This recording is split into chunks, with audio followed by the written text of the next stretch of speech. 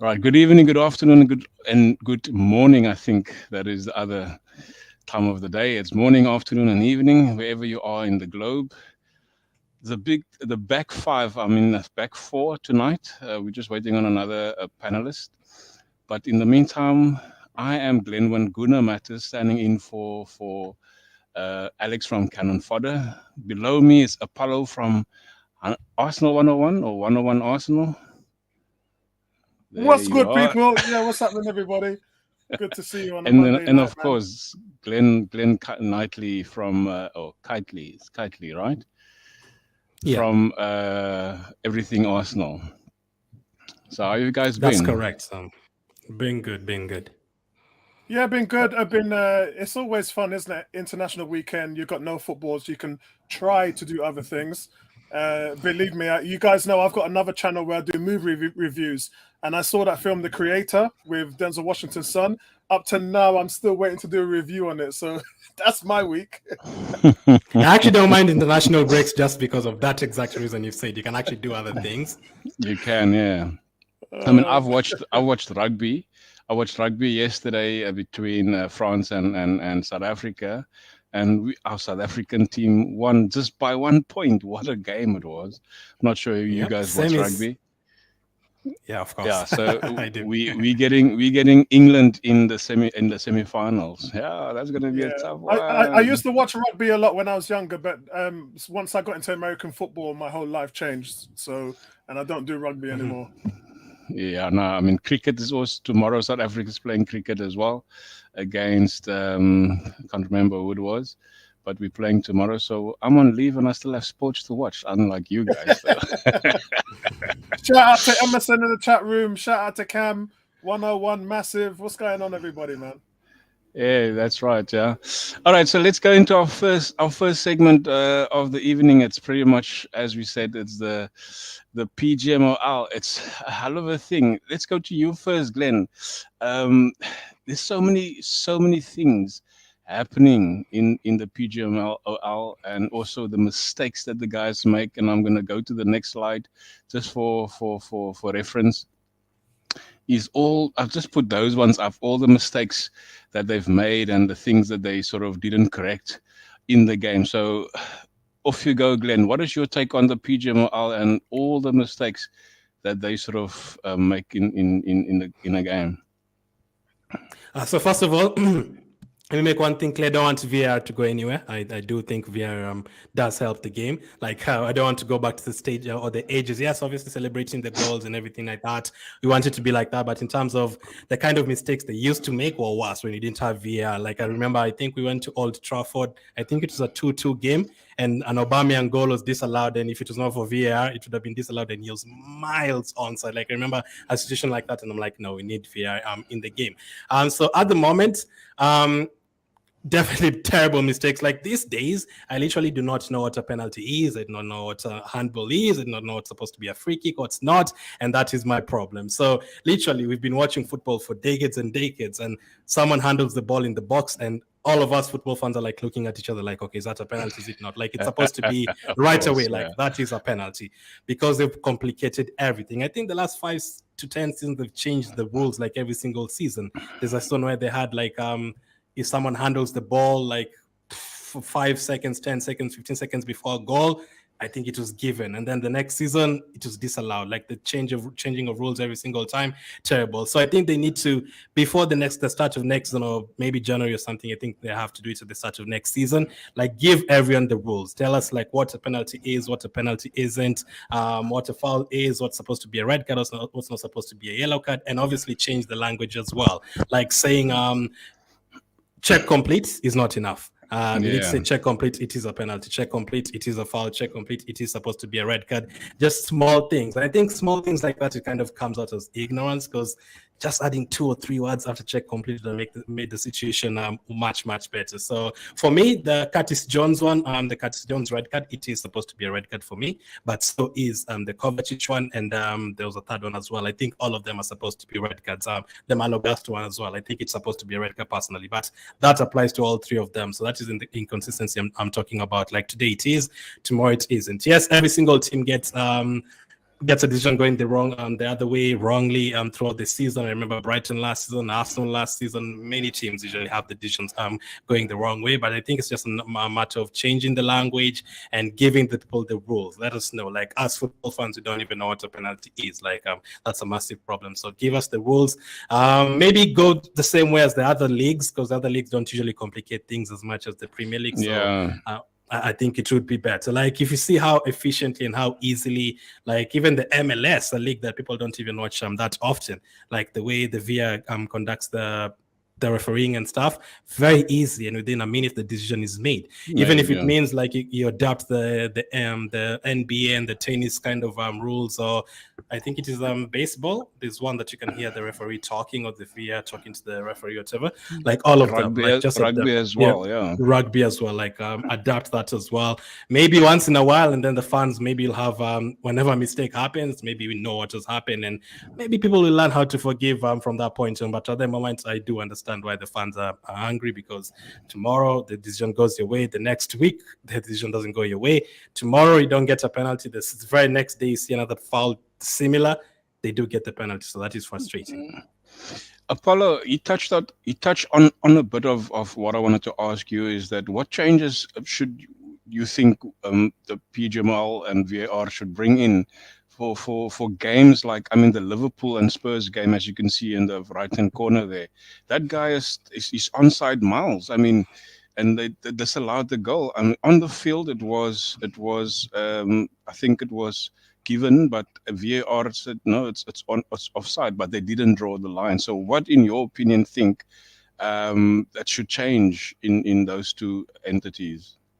So there's quite a lot for me. But first of all, shout out to Glenn, because he just talked to you about his moment. My moment would be 2001, 22 years ago, when Hancho from Liverpool in the Arsenal versus Liverpool FA Cup final in 2001, when he handballed Thierry Henry's shot. Yeah, I remember that one. Scoring. If we had VAR, we probably would have, it was 2 late goals from Michael Owen, but we probably would have won that FA Cup. It would have been a different game. But in my opinion, there's quite a few things that need to change here. You guys know I'm a big fan of American sports, NFL, NBA basketball, and video. Instant replays, as they call it there, instant replays, been there for a long time. And my stance has always been VAR. There's nothing wrong with VAR at all. VAR has improved the game. The problem is the officiators. That's the problem. So what I would change in the game would be a variety of things, actually. For me, the first thing would be, let's get them mic'd up. Yeah. Let's hear the communication between all parties. Each iteration of VAR, as I said, where the officials can explain their reasons behind the decisions. For me, that's a simple answer. You get that again in American football. When the play stops, the referee comes out, he has the microphone kitted, and he'll tell you what the infringements were, what the issue was, and he'll tell you which was the player that did it. As far as the other reason, I think what would help is if you could challenge. If each team had one challenge per half, where something happened and they didn't put it to VAR, and a manager was allowed to throw a flag and challenge what happened in that instance, that's what I think would be fair. Yeah. So that's another thing that I would put in it. And the other thing would be, and this might be very controversial, but again, American sports dominates the sport range, and they do it properly. The reason is because they have more officials. They just do. In our sport, we have the referee, linesman, fourth official. Yeah. In an American football game, they have a referee, they have an umpire, they have a line judge, side judge, down judge, a back judge, a field judge, and a replay official. So they have 8. So let me repeat, they have double the amount of officials working on a single game than we do. Yeah. So they just have That's more massive, eyes. yeah? Yeah. But it's good. It's good for the game, because when a referee thinks that he has not seen something, you normally see them 2 or 3 crowd around each other. They'll have a little chat. It's no longer than 5 seconds, just to make sure one person has seen something that they saw, And then the umpire, that remember I talked about line judge, referee, umpire, there's various officials. But the umpire then has the final say after he's spoken to what everybody else has seen, and then he'll make the call. That is fair. That's as fair can be. So that would be the right thing for me. I mean, let's remember this, guys. 92% of the decisions the referees make are fair. So there's 8% where they need help. And I think that all these different things I talked about are the ones that can offer various help. But I do want to also say one thing that's important as well. You guys know I'm a big Formula One fan. Love my F1. Shout out to Lewis Hamilton and all those guys who follow him in that sport and what he's done for the sports as well. And what they did, they had these problems too where officials were almost bought and paid for. And they did two things. Number one, they brought ex-Formula One drivers into the fray to make decisions as head stewards. Yeah. So what I'm saying is in football, you could use ex-failed footballers. You know, guys who was trying to make a career in football, who know the game. You can use them and put them on the VAR panels because they know the game. Look, a lot of the officials that we have seen now are failed footballers. A lot of people, even managers we've seen now, like Arsene Wenger. What was he? He was a failed footballer. Failed footballer, yeah. Yeah. So there is space and time. We've got a lot of these guys. You remember, you finish your playing career in your late 30s. There's thousands of these people sitting at home doing nothing. Yeah. Why not create the environment to ensure that we have more eyes, more professional eyes that are watching the sports? But isn't that down to the rules of being subjective or objective for that matter? But mostly they call that the rules are objective. So perception of that subjectivity is probably causing the problem, because I see the rules, it's yellow, but Glenn sees the rules as black and white, and that's that. So that could also become a problem if you don't understand the rules of the law, the football rules as it should be, per se. Yeah, I think, as I said, in American football, you have a referee, you have a line judge, you have a field judge, back judge, and all these guys, but you have an umpire. You have a guy who sits above all. And in our sport, we have, how much have we got? We've got 16 referees in the Premier League. We've got space to hire some more. And a lot of people don't know this. The only reason why we don't have more referees is because the European referees don't want to come over and referee in our league. A lot of that is down to Brexit. A lot of that is because it's just not worth them, tax-wise, monetary-wise, visa-wise. It's just not worth them coming over here. So for me, that's a good idea, because I made a video. Sorry, Paul. I made a video the other day about this, and I said we have the best league in the world. We've got the most watched league in the world. We've got the best players in the world. Why can't we have the best referees in the world? I mean, exactly. Every club has a transfer method. Why can't the PGMOL have that transfer method as well? I mean, that should work, especially with the amount of money influx that's in that entity. I mean, that should be an option at least to get in the best. Yeah, I mean, if you take someone like Howard Webb, he retired in 2014. He did some broadcasting with BT Sports. We call it TNT now here in the UK. It's probably the same for you guys over there. But what on earth was he doing working for BT Sports when he should have been working for I mean, he is now. From last year summer, he joined that's right, yeah. But why has it taken 7 years for him to retire and then actually? So he's wasted 7 years sitting in the studio on a television channel doing what he actually should have been doing for the sport. So exactly. There's little things like that, which is just the wrong decision. Look, there's two linesmen. There's no problem. You know, there's two linesmen on the pitch. There's no issues with us having 2 or 3 referees. No issues with it whatsoever. I'm going to the next slide quickly, and this is particularly based on our game on Sunday against Manchester City last week, Glenn. And here's just in a nutshell where Webb is saying that he believes that guy is a very, very fortunate guy. But he also make mention of the referee that should have probably given him a second yellow, being the best. Now, if Michael Oliver is one of the best. He mentioned they're best in the world and best in the Premier League. Not the best, one of the best. Let me rephrase that. Just now, I get also contacted by. Did you hear about Terry that got contacted by his officials? That said something. Howard Webb said this, and it wasn't the case. But nonetheless, I don't know if you know Terry from the Football Terrace. He was Oh contacted right, by the.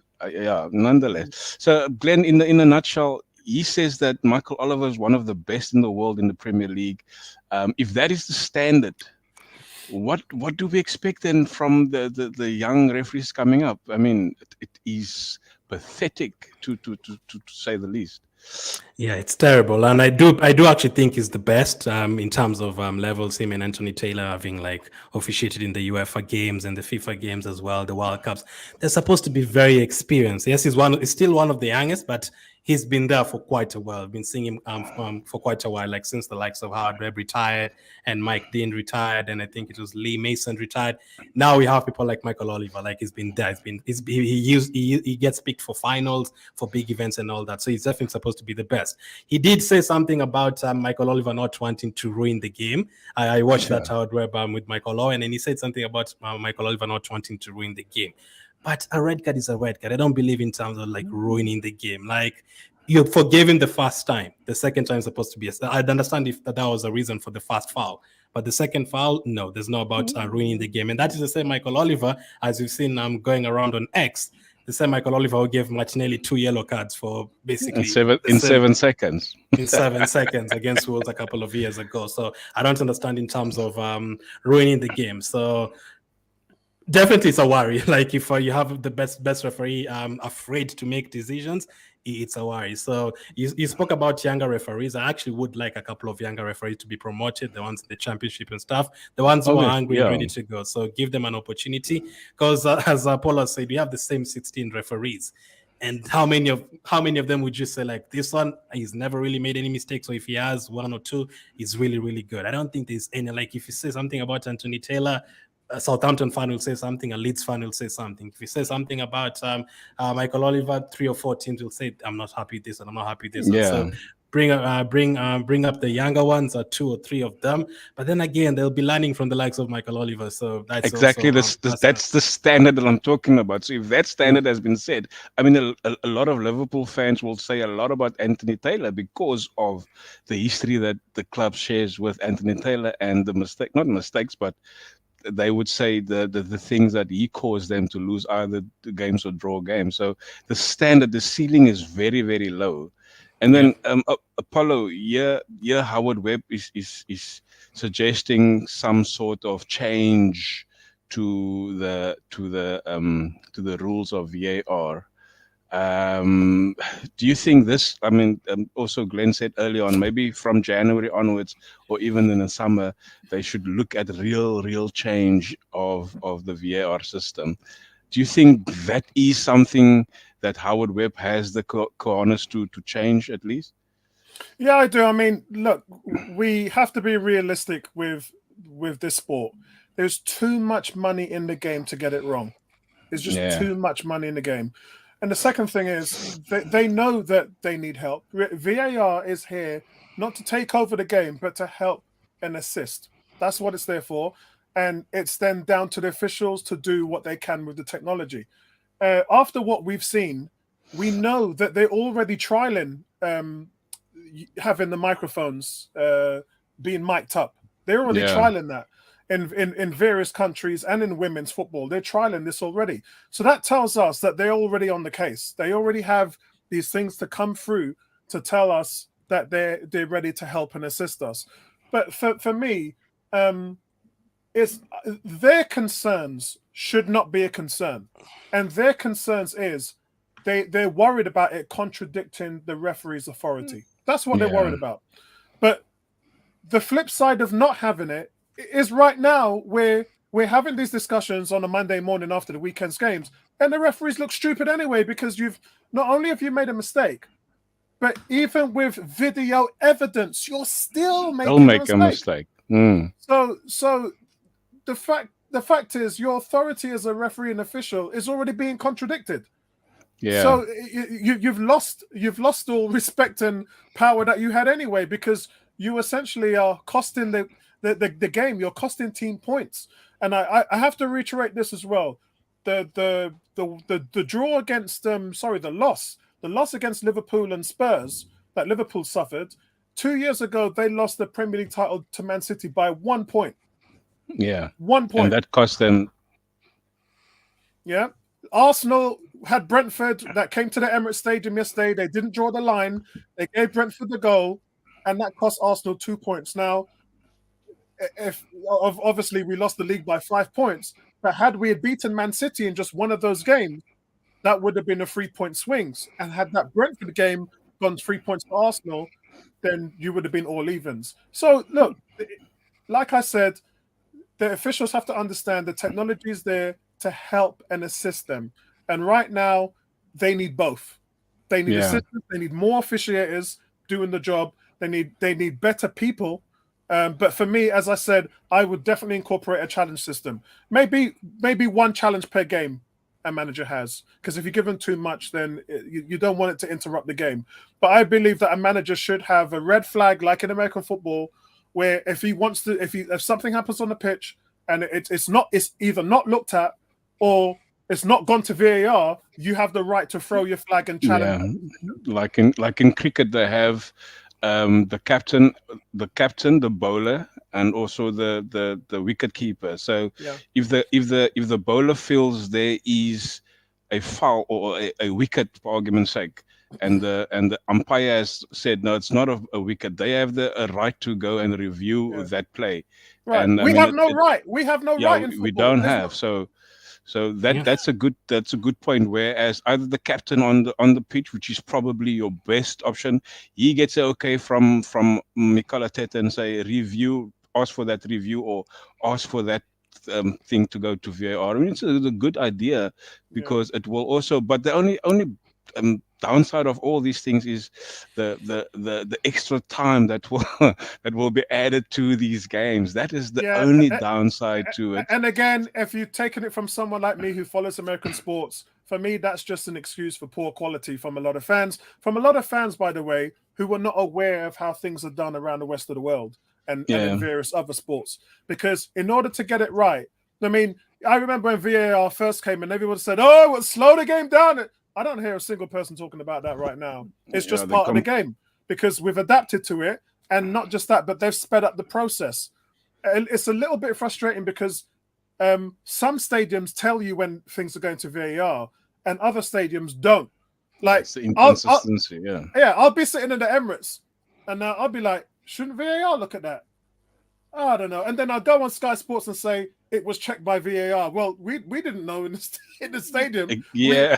We had no idea. We had no idea who was being checked. Little things like that. It's just we need to get better at it. Yeah, Emerson, sorry, Glenn. Emerson is also agreeing there. Spot on, Apollo, about the manager should have special an appeal decision to during games. Sorry, Glenn, you can go. Rick.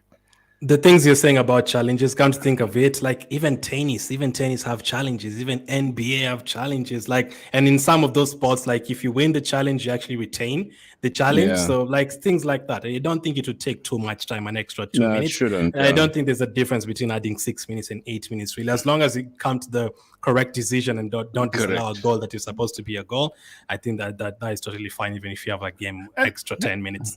and actually, Glenn, I want to say on top of that, if you've been to an Arsenal game, like I have, and you see that something is being reviewed, it's part of the drama, it's part of the tension. Is it a penalty? Isn't it a penalty? It's like Yeah, they're holding you on a piece of a string, and that's great for yeah. TV. It's great for the It's like viewers. the It's great for the edge fans. of the seat moments. Yeah, that's right. It's just added drama, and why do we love football? Because of all the drama and Of all the the stuff drama. and Correct. the politics and the opinions that go with it. So it's actually something that's good for the sport. Before we go to our next segment, I just want to end this off the PGML and VAR with a statement bar question sort of thing. And then one of the best in the PL is mistakes costs us. And it's not just the one game against Man City this season. I think the season, it was also him that gave a red card to Granit Xhaka where Granit Xhaka went in with a two-footed challenge. Understand that it's a red card, but in that stage, couldn't you also think of, we don't want to sort of, spoil the game if you wanna just refer back to his statement. But yeah, that those are mistakes that cost our game. And you mentioned it earlier on, the Brentford game, 2001 FA Cup. Glenn Well, mentioned it. this season, look at Fulham. Odegaard was fouled on that goal. On Yeah, this first goal, Odegaard was fouled. Referee didn't see it. If we had the right to challenge, Arteta would have thrown his red flag. They would have looked at it again and saw that I think it was Polina. He fouled Odegaard, and Odegaard. then it went straight down. When we went to Old Trafford last year, and Martinelli scored the first Odegaard goal. apparently fouled Odegaard apparently Eriksen. fouled. They looked at that at VAR and they took the goal away. So Yeah. look, it just makes sense to me. It makes. I have a question for both of you guys. Yeah. Like, they usually don't review yellow cards. Do you think they should start reviewing yellow cards? Like for this one, for example, the Kovacic one is on a yellow card. Apparently, the VAR cannot review the second challenge because it's on a yellow card.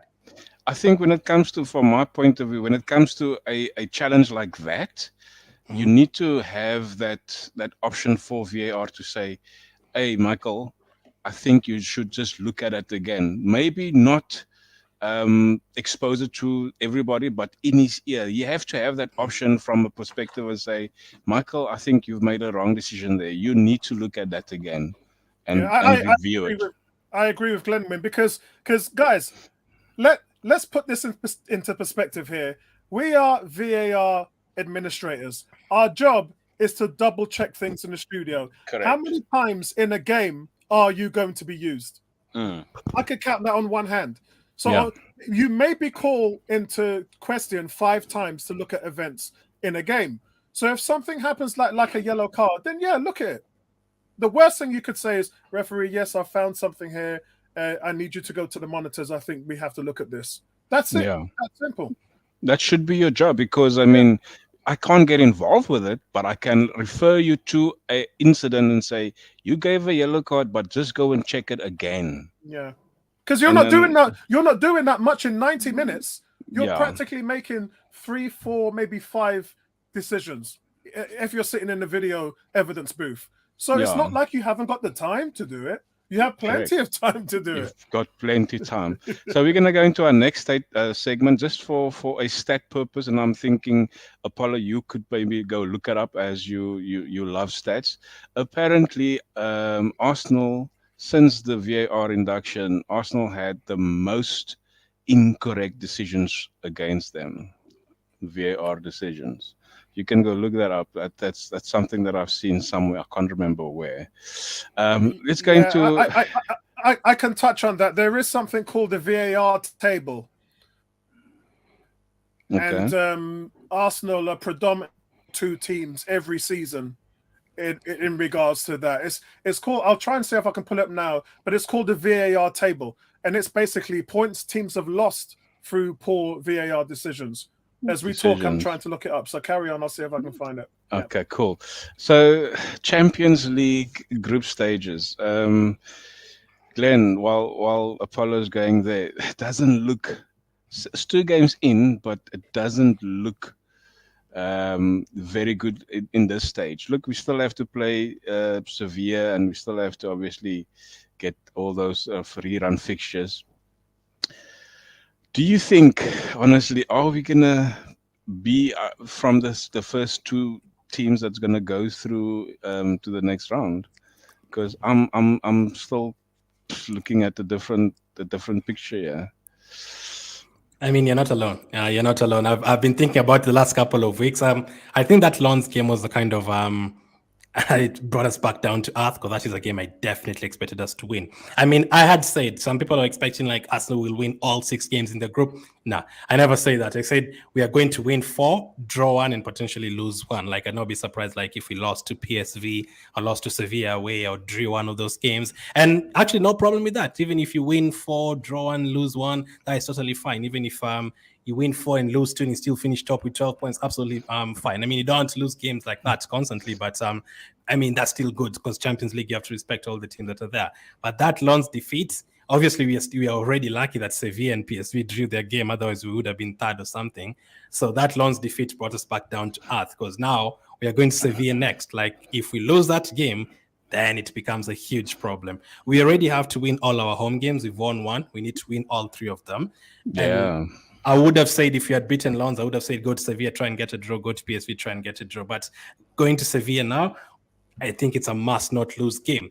I would kind of take a draw, but all of a sudden, if Lens beat PSV, then they're like 3 or 4 points ahead of us right away. But I would still bank on us to beat them at home. When we face them on match day 5. So it is very tricky. I'm kind of like you. I'm not 100% certain we'll go through. I'm like, I need to see that Sevilla game first. And good thing is that good thing the likes of Saka coming back. He didn't play the full game against Lens. Partey's not there, so hopefully that does help us. We are very good away from home recently, so we need to go to Sevilla and go to PSV and show that we are very good away from home. I don't want to. You sound like a Manchester City fan there. We didn't have Saka. We didn't. We didn't have Ford. I need us to go to that. I think that Lens game caught us off guard, because we didn't expect that atmosphere. But I had it from the first minute. I was like, yeah, it's going to be tough. But we don't want to go to PSV, the final game of the group, needing to win. That will be terrible. Yeah. So by the time we go to PSV, we need to be already through. So hopefully the next game against Sevilla, we don't lose, and then we beat Sevilla at home and beat Lens at home. I think the picture would look good. And the other teams keep drawing. I think that would benefit us. I think Lens, Apollo, having not played in the Champions League, I think it's 20 or 21 years that they haven't been in the Champions League. The excitement, obviously, playing at home against an Arsenal team, obviously gave them that hype. But I'm sure they not gonna continue with that form. I'm hoping, at least. But going to Sevilla, I remember we went there to in the Europa League, and we didn't do too well there either. So I'm just seeing some trend of the Europa League in Arsenal's now. Apollo. Yeah, I think that the whole Champions League thing, I personally don't think that the Arsenal fans are ready for that. Simply because the competition is so tough, and for some reason we feel like we're going to waltz in there and just destroy the competition, when we found the Europa extremely hard. Now, there is an intangible in there. The intangible is that we never really played our strongest teams in the Europa. We always played reserve players. So there is that. Yeah.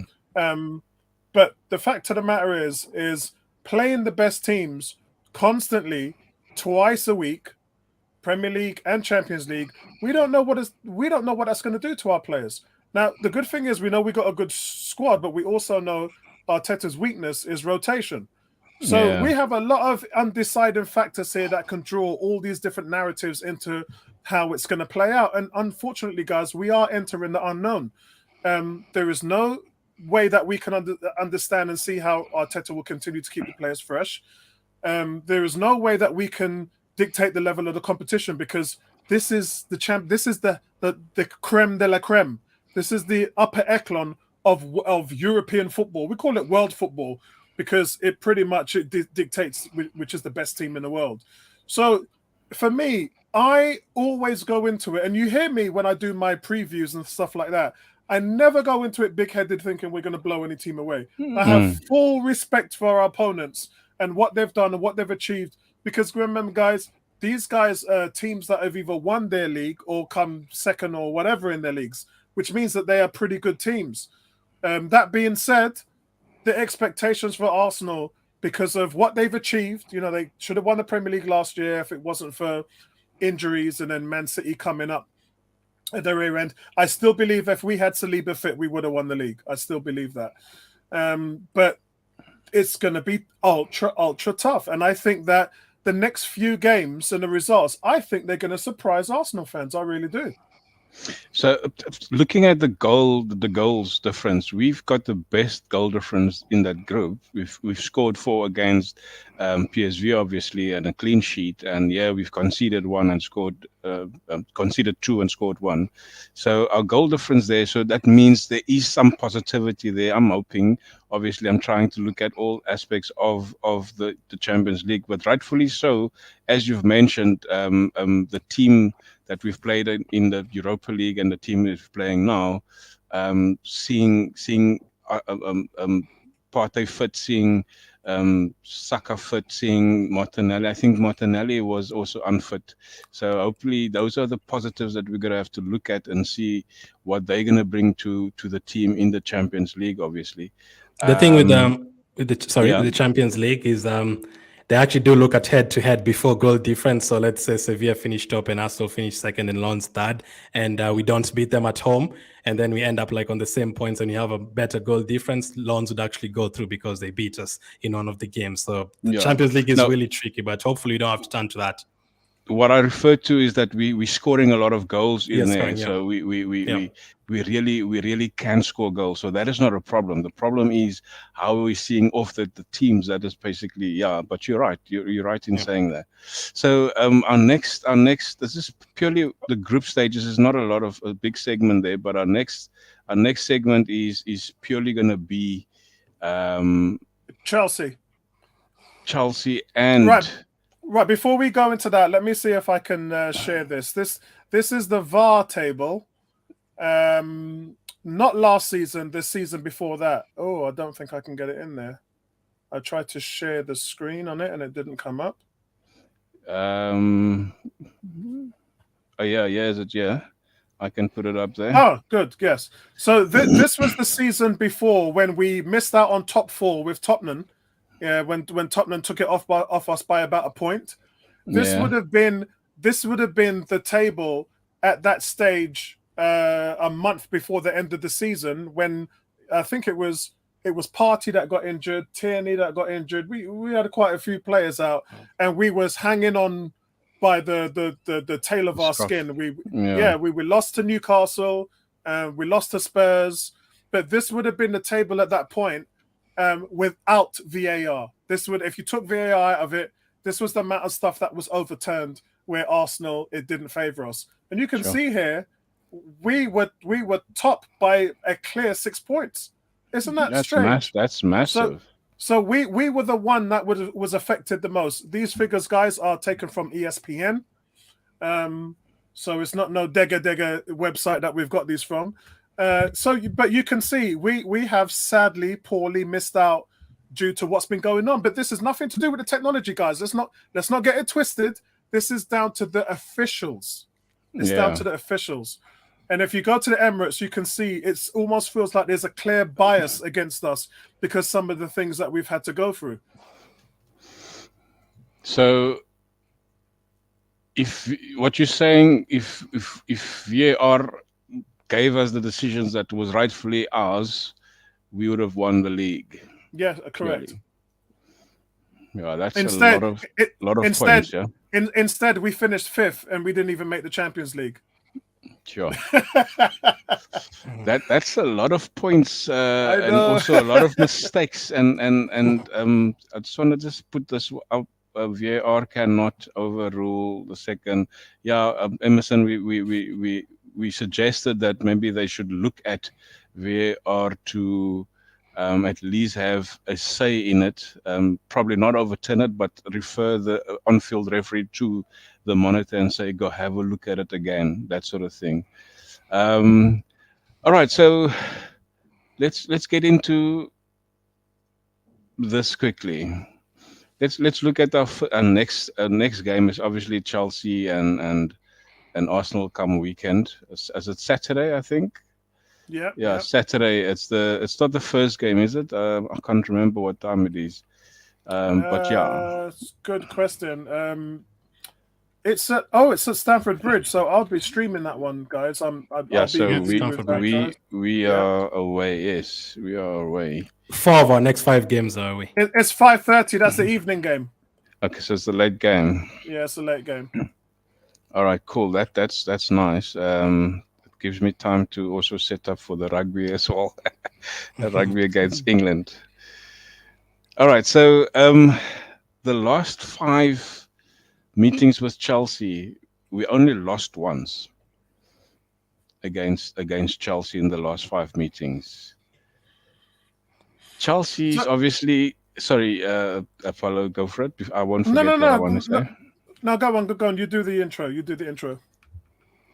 Chelsea, has obviously gotten a couple of new players. They've sold a couple of players, and they are looking exciting. However, they can't just finish off. But now the last two games, they've had victories, especially coming into the international break, and now obviously into the Arsenal game. Do we see the trend continuing in our favor? Apollo, let's go with you. Yeah. So first of all, it's going to be a harder game than what everybody thought, simply because they've scored 6 goals in the last 2 games. They went through a stretch in 3 games where they couldn't even hit the back of the net. Um, Granted, a lot of you would be saying that it was against Burnley and Fulham, and you'll probably have a good reason for that, and a reason that I agree with. So Arsenal would be a much stiffer competition. They're going to be facing a team in Arsenal that's got the best defense in the league, and 6 goals we've let in 8 games. Only Manchester City can boast the same. And remember, guys, 3 of those goals, half of the 6 goals were because Saka, Havertz, and Jorginho gave the ball away and caused all of that. Something we didn't really see last season. And then Yeah. obviously we talked about the Fulham first goal where Odegaard was fouled. So if you account for 3 or 4 of those 6 goals, Arsenal have been playing magnificent in defence. Magnificent. And we've played, mind you, Man United, Spurs, Man City, and that's the record that we have. So I think Chelsea are going to find it extremely difficult against us. That being said, they'll have a lot of confidence because their strikers look like they're on it now. But I just don't think that they've got enough to trouble Saliba and Gabriel at the back. And I think with Thomas Partey back now, whether he plays in a midfield role or an inverted dynamic role, which I don't think he will, either way, Arsenal, I think, is going to be too much for him. I think it's going to be a 2-1 Arsenal win, but it's going to be tough. It's not going to be as easy as everybody thought it would. So you say 2-1. I didn't expect you to give that now, but let's put it in there anyway. um, Glenn, Mudrik. There's a lot of things. I mean, you yourself obviously had a lot of videos made about Mudrik. There was a tweet that gone out, and a Arsenal fan has taken a selfie with Mudrik, and then he asked him. No, then he said, "Why had you go to Chelsea?" If the turns were the table were turned, do you think you would have had an impact in an Arsenal shirt by now? I think he would. I think he joined a team that was very low in confidence, and I think since he joined, they've had like three, I think, managers or something like that. So Lampard and Potter, and now obviously Pochettino. They've gone through a lot of managers since he joined, so he's not really had a settled camp. So I think at Arsenal, he would have had a settled camp, and obviously we've had a few injuries here and there, so I think he definitely would have got game time. But for me, would have loved to change the whatever happened the situation. No, because I think we landed with Trossard, and he's been a very good signing at only 20 something million. So I think I am happy with how it ended. But I do think if he had joined Arsenal, yes, he would have hit the ground running because he would have joined a settled camp. Maybe even helped us to win the league. Who knows? Sure, that would be cool. And then in terms of their play, I mean, they seem excited, but they still don't gel yet. And do you think with a Rice, Partey, and Odegaard midfield against a Gallagher, Casado, and what's the other name, Enzo, the three of them, that's a midfield sort of battle, the stronger of the two? That's us. We're much more physical. Yeah, much more physical. I've seen some combined 11s. I have seen some combined 11s going on X, and they're actually putting Enzo, and they're actually managing to put two Chelsea midfielders there. And I'm like, What? what? People are still disrespecting players like Partey. People are still disrespecting players like Ben White and all that. But I think for me, if you had to ask me right now, no disrespect, if I'd want a Chelsea player to come and replace an Arsenal player right now, I'd say no. I'd say no. I don't think there's anyone. Like, people are putting James ahead of White, for example. I'm like, nah, Ben White is really No good. way. So for me, I think yes, they have played well recently up against Burnley, as Apollo said, and against Fulham. I watched both games, and against Fulham, yeah, they played really well in the first half. But against Burnley, you can ask Chelsea fans as well. Against Burnley, the first half would have been a lot different. And I do think, like, if they afford us that kind of space and those number of opportunities in the first half, like, I don't think we'd finish the first half with 0 goals, like if they give us 6 to 7 chances like they did with Burnley. So I think this is a case of, I don't want this game to be close. Yes, it could end up being close because they're confident now. Stamford Bridge is still Stamford Bridge. Yes, we've won there 3 times in a row. I think we've not lost there since 2018. I think that was Emery's first season or something. That's the last time we lost there. But since then, we are very good away from home. Like, our record against them is very good recently. We are coming into this game after having beaten Man City. Yes, they're also coming into this game high on confidence. So I would be disappointed if we beat Man City and then the very next game we lost to Chelsea. It would be disappointing because we need to capitalize on that win against Man City, win back-to-back games, and all of a sudden our next few games you're playing Sheffield United, Burnley, and then Newcastle away will be tough. You can take advantage of that. So I think it will be tough. I agree with Apollo, but I'm hoping we don't let them have a lot of shots, and that is what we've been doing this season. We've not been allowing teams to have shots, like teams are having 1 or 2 shots against us. We're really controlling the game better. But since they are on confident form and they've been scoring goals, I'm going to give them 1 goal, and I'm going to say 3 goals for Arsenal, 3-1. I can see it being 2-1 for most of the game, and then we're going to kill off the game later on. So 3-1. 3-1, you're very hungry on the goals there. Yeah. I just go for more because, we've beaten them 1-0 a couple of times, and then there was a 4-2. So I'm going for that kind of a 4-2, but less goals. Yeah, I'm going to go for a clean sheet because we need clean sheets away. So, yeah, I'm going to go for a 2-0 to that game because purely I think we have more quality than them, although our defense is going to probably be very busy. I don't think they're going to have a lot of shots at goal because of Saliba and Gabriel and also Rice in front of them. Do you think Rice should play in the 8 or should he stay in the 6? I'd put him in the 8. I'd put Partey in the 6 for this particular game. Even the Sevilla one, I'd have the both of them in midfield.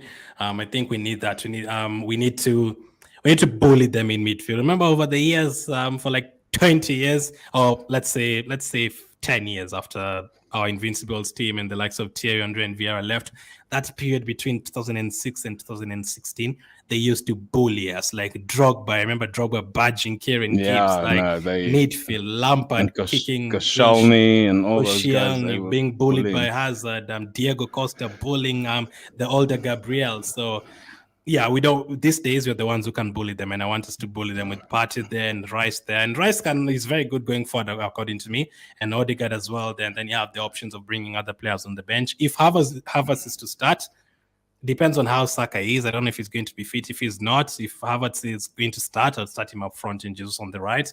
But let's see. But I think we'd still win. I can see it being 2-1 for most of the game, and then maybe the third goal later on. Yeah.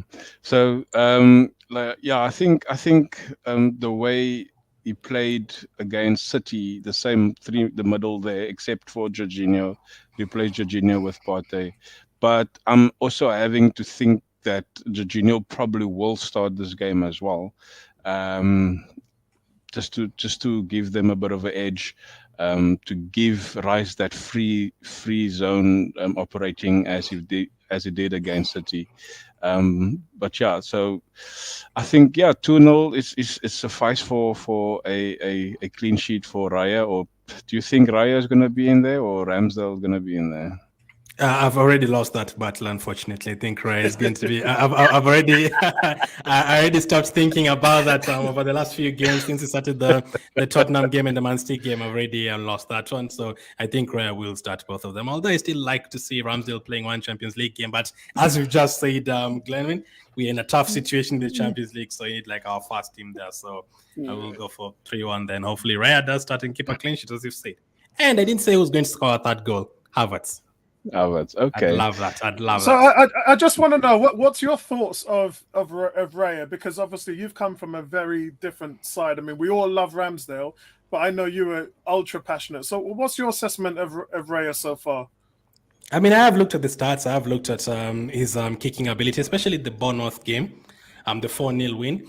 Raya, like people say, the goalkeeper doesn't matter, but the way he was helping us create attacks by that just one pass, yes, I don't think Ramsdale has done that a lot. In terms of shot stopping, Ramsdale is very good, but in terms of controlling possession, yes, he made mistakes against Lons, but I do still think he's very good in terms of the kicking and the aerial duels and the corner kicks and the free kicks. I think he handles it better. Yeah. I'm still in a position where whether you see Ramsdale or Raya, I'm not really bothered, but I do think Raya is a very good goalkeeper. So I have lost that battle, Apollo. So I've said, yeah, you know what? It's fine. Raya is playing well, so let him be. So I don't agree with people saying, yeah, Raya's not been playing well, bring back Ramsdale. No, he has. It was just one mistake against Lons. And yeah, I know the Man City game was shaky, but Tata said is the one who asked him to play that way. So I have no problem with that. Sometimes you have to take the risks. 20% of the time is going to cost you, but 80% is going to work. So I'm fine with that. You can't beat them, join them, eh, Glenn? Yeah. And I'm not really joining the enemy side. It's still part of my side, but I'm going to take it. Yeah. Apollo, Cam, I think Cam is your guy.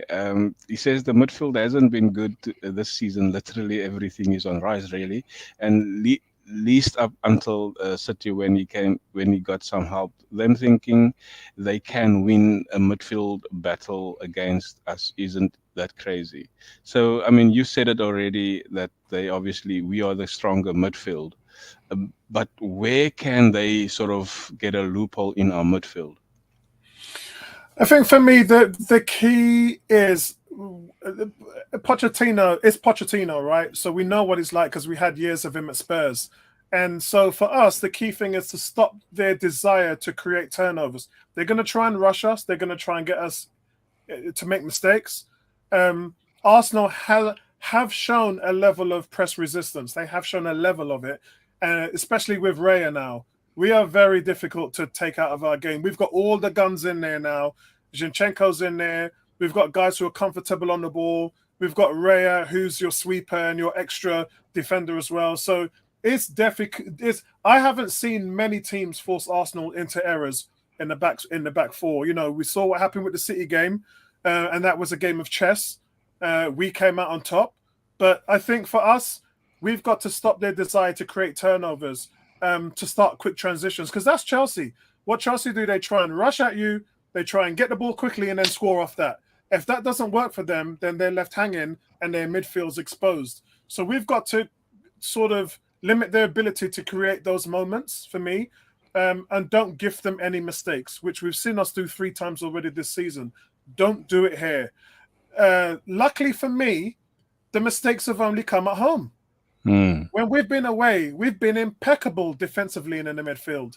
And I think, will it be a record if we had 5 away clean sheets in a row? I think it will. I have to go and check that.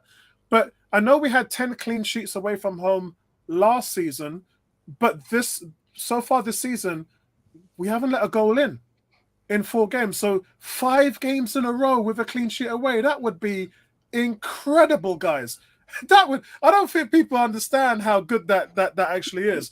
Just not allowing a team in something like 360 minutes to even score a goal. I mean, that's absolute madness. It's crazy. So, you know, I went for 2-1, but if Arsenal carry on their form the way they are, Chelsea won't score against us. Surely they won't. Yeah, somebody made a shout out to my cousin out there. Cam, I saw that now. Yeah, and remember, what league is that? League 64? No, it's the Mount 64. So he's created the most progressive passes in the Premier League with 64. Okay. All Yeah. right. And remember, guys, he's not my cousin by blood. He's married. Raheem Sterling's married to my cousin Paige. So that's why. Okay. So he's my cousin through marriage, not through blood. He's definitely not going to be part of the family this weekend either No, way. So definitely not. I do think we need to watch out for him, though. He's the one person I think we definitely need to watch out for. Whichever wing he's playing, whether it's Ben White or Zinchenko or Tomiyasu, I think we need to watch out for him. He's been on top form recently. I He's a think big Arsenal fan. He's from Wembley, remember? He's from my hometown. He's from Wembley. He's another Wembley boy. I think he'll probably start on the left wing because he's more effective from there. Because I mean, the 4 goals that he was involved in against what's the name came Burnley. from that side. So So I got some Ben good White, news for you, Glenn Wynn. Saliba will be on that side, and Saliba hasn't been passed this season yet. So What a defender, man. What a defender. he's a great guy. I really think he's a great guy. Yeah. Before we go to the Sevilla games predictions, tight match with Chelsea 2-2. Ooh, draw. Cam agrees with me, and then of course, okay, so you had a PC issue there. Evening, Alex. You should be worried about your other chat you have there, your meeting. Apollo, just one thing. Arteta against Pochettino. There's not much of a sort of game, a battle between the two, but Poch being a more experienced manager than Arteta, do you think from a manager's perspective, Arteta edge him? well, we've seen from last season how much influence Arteta's philosophy is, and obviously you take the intangibles out with the injuries and all of that. Just by managing and perfecting a system to make it work, I think he's ahead of Pochettino in that regard.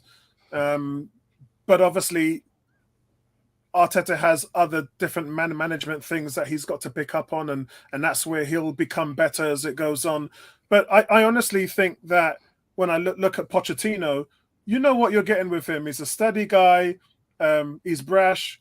He likes to get his players to be expressive. Arteta's not like that. Arteta is in a tight unit, likes to have his players working under the same umbrella. You can't express yourself in Arteta's system because if you do that, you'll expose the other 10 players. So you have to be under that tight lip. You've got to be in line for everything to work. And the good news is our team's done that.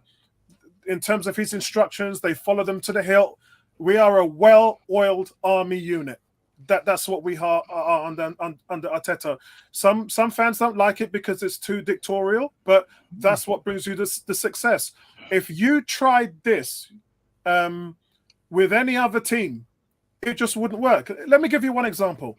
So Arsene Wenger never really had much tactics in his game. He let the players be free to express themselves. And if you look at the likes of Alexis Sanchez wasn't a systems player. He was all over the place. He was like the Tasmanian devil, just whizzing all around, doing what he needed to do. He actually lost possession more times than anyone on our team because, you're waiting for that moment of magic, which he always produced a rabbit out of his hat. And that's what offset the amount of times he lost possession. But when he went to Manchester United and they saw what he was doing and like, no, you have to play this way, but I can't. I'm Alexis Sanchez. I have to express myself. Sorry, we don't do that at Man United. And he was on the bench. So that's the difference between having someone like Arteta and Pochettino. Arteta, just the way he has his system, and you could say it's more like Pep than it is like Wenger. There's things that Arteta's taken from both and molded it into his own philosophies. But the Pep thing is definitely the militarian way of how the team runs. You have to be military, precise down to the unit in order for our system to work. And Chelsea are not like that. Chelsea are not run like that. Based on this comment, Glenn, Pochettino hasn't changed. He hasn't reduced more position in play to his system, but he still looks to rely on the high press for turnovers in the opposition build-up as seen against Fulham recently. But with that, Raya has to obviously look at how especially the likes of a Mudrik with pace, a Apollo's cousin with pace. Those are the type of guys he has to look out for, isn't it? Yeah, for sure. And the runners like Gallagher in midfield is always everywhere and closing down, and he never gets side and all that. I'm not really worried about how they're going to play, really. I'm worried about how you're going to play. If we execute how you're going to play, I think we win the game. Obviously, in terms of managers, we've been speaking with Apollo. Pochettino is more experienced. Like, he's been in the Premier League as a manager more. He's been in a Champions League final. He's been in a Carabao Cup final, a couple of finals. He's been in France over PSG. Actually used to play for the same team at 10 Pochettino back in their playing days. They played for PSG at the same time. So they kind of grew up together. But I'm not really worried about how they're going to play, really. Yes, we have to obviously watch out for a couple of players like Sterling and all that. But I think if we execute our plan, score a goal early, make them change their plan for the game, all that, I think they're still not at their best because I still think they're depending on the likes of Nkunku to come back to execute all that more. So I'm not saying we're going to beat them because they're missing players. They're obviously missing players as well. But yes, let's just go out there. Let's not underestimate them. Let's play our game, and I think we'll win. Let's not focus too much on what they're going to do. Great stuff. Now we're going to the Sevilla. We obviously spoke of the UEFA Champions League, but just for the sake of predictions, Apollo, your predictions, Sevilla against Arsenal. So this is going to be a really interesting team because I've talked to you about how tough the Champions League. Sevilla got a fantastic record in Europe. But I actually think that this game is going to be a 2-0 Arsenal win. Now, the reason why I'm saying that is because if you guys have already heard the news, Sevilla sacked another manager last week. That's their third manager in a year. So I think that this team is going to be in disarray. I think that, they've started the Champions League with back-to-back draws, which is something that wasn't really expected from Sevilla. Sevilla was supposed to be the team that would challenge Arsenal for the top, and they may well put in a good decisions, but a good performance. But they do pose an impressive record against English teams. I think they've, out of 10 games, they've only lost 3 times. I remember them beating Man United 3-0 as well in the quarterfinals. So I think, for me, it would be a tight game at first, but I think their lack of cohesiveness, their lack of manager, I think is gonna cause some problems, because it would be a team. And again, we just talked about Pochettino and Arteta, managers, how important they are to the way you play, to the way you organize, the philosophies. If you cut the head off the snake, as they would say, then I think that you end up with a team in disarray. And I just think that they are not going to be mentally ready for this game against Arsenal. And we all know Arsenal, what they do away from home, and how they have to redeem that game they lost against Lens. Glenn, your prediction is going to be based on obviously your thoughts, but Apollo said that another manager has been sacked. So there is a myth, the new manager's myth. Will that be a factor? We have suffered that against Everton last season, and they appointed Sean Dyche. So there's always that. I think we kind of have to see how they do this weekend with their new manager first. But then again, there's always that new manager bounce, for sure. But we can't really look at that, man. Like, this is a very important game. I don't think it's going to be as easy. Actually, it's weird because Apollo has predicted this game to be slightly easier than the Chelsea game, but I'm actually going the opposite. I think the Chelsea, when you're going to win by 3-1, but this one against Sevilla, they have a striker called En-Nesyri. I think the Moroccan. He's very good in terms of aerial balls. He is, now, we have Gabriel and Saliba, yes, but they're very good in terms of those corners and free kicks and everything. And I think they're going to get, unfortunately, we are going to concede in this game again. Glenn, they're going to score 1 goal. I can actually see them scoring fast, probably, or maybe us scoring fast and then them equalizing. And we're going to need a very late goal here to win the game. So I'm going to go for a 2-1 win. I think it's going to be very, very tough, this one. If you can get a couple of early goals and quiet down the crowd, well and good, but hopefully, like a couple of seasons ago, we went to Valencia, won comfortably.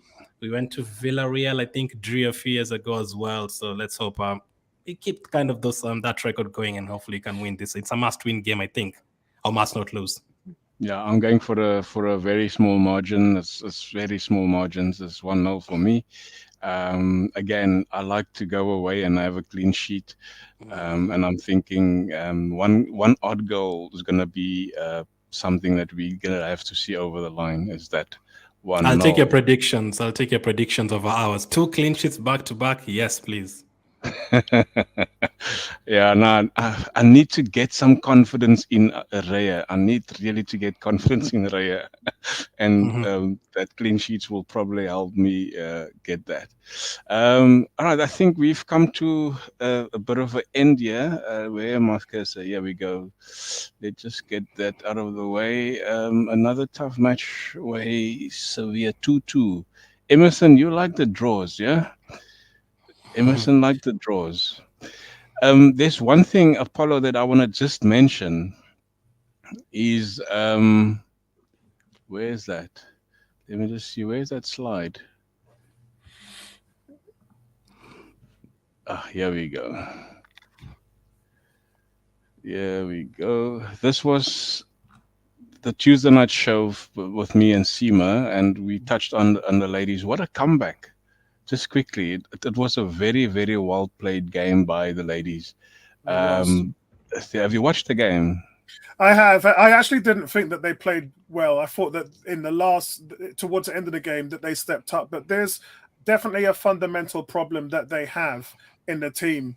They're not having a good run to the season. But I made some comments in the forum today. Those of you who are already on 101's forum, especially Emerson, because I was talking to him on the forum as well. I think it's more of the other teams catching Arsenal up and Chelsea to an extent, rather than Arsenal and Chelsea having sort of shaky starts. I just think that what we've seen with international football over the years, where a lot of smaller countries have become really good because they've just understood the way that the modern game is played. That's happening in women's football. Women's football is having a renaissance now where there's going to be a lot of good teams because a lot of players in the World Cup have gone to various outfits. And I think, you know, I'm not proud of it, but I think that the girls are going to struggle this season. Because one of the calmer persons or players in that team is still not back yet. That's Yeah, Leah Williamson. yeah, What a calm player. She's like a hawk looking from back to see how the pitch is growing in front of her, and she's very calm on the ball and how she sort of composes herself and the guys next to her. That's a big miss for Arsenal ladies. But well done. It was a very good comeback from their side. I mean, they were behind for most of the game. And I'm seeing that Iseveld, how do you pronounce his name? Iseveld has got a big task on him to yeah. keep those ladies motivated. So yeah, we come to an end, guys. We obviously we said trying to keep it within the hour, and we've managed to go what 7 minutes over. But one thing that I want to end off with is to PGMOL and Howard Webb is to give them a red card and say there's no foul play in the Premier League, man. They need to get it right. Really, they have to get it right. So that is my red card to them. So again, cause almost said Cozy Glenn, your last words, and thank you once again for being part of the back five. Absolutely no problem. Thank you for always having me. Hopefully, from the men's team keeps on going the way it is, and the women's team keeps on going the way it is as well. I'm happy. Beth Mead is back as well. Let's hope the combination with them, let's say Roos up front works. Let's hope Saka is back as well in the combination with Martinelli and Jesus to get it back as well. Our captains, hopefully, Leah Williamson comes back and Odegaard. Some people have been saying Odegaard hasn't been performing every single game, a couple of games here and there. Hopefully, everyone is at their best after the international break, and obviously the women's team as well. So I'm happy. I'm actually happy as an Arsenal fan where we are right now. So let's see. Let's hope it continues. Apollo, as always, the man of stats. Yeah, good to see you guys again. Always a pleasure, Glenn, and Glenwyn. And I love talking Arsenal with you guys. And it's just, I wish I could do it more. But, you know, guys, where I am with my lungs, and I just have to take it as easy as I can. But yeah, look, I'm looking forward. There's a lot of big games coming up now. The Champions League is hugely important because if we lose that, we're going to start to slip down, and we're going to start to then look at Arsenal maybe needing desperate wins in order to get out of that division. So it's not going to be easy. And then the Premier League, we're now going neck and neck with Spurs, and Spurs have an easier running than we do in the next 6 games. Man City actually has the hardest running. We looked at that when I did my stream last week. And so for that, guys, it's going to be a tough few weeks ahead, man. It really is. Come on, you Gunners. Come on, you Gunners. And as for me, Glenwyn from Guna Matters, thank you, Apollo from 101 on Arsenal, Glenn Kitely from All Things Arsenal. Thanks again for those guys that's in the chat. Please, again, the 27th of this month, then we have, not the 27th, the 30th of this month, we have another stream. And hopefully Vinci and Kozi can join us again on that Monday night. Without any further ado, this was Cannon Fodder. And also the guys go there to Glenn Kitely, Everything Arsenal, and obviously Apollo 101 at Arsenal. Go look at their content, good content. I've checked Kozi and Glenn the other day. Very, very, very good stream there. Yeah. So guys, all the best, and thank you for your time and your support. Brilliant. All right, guys.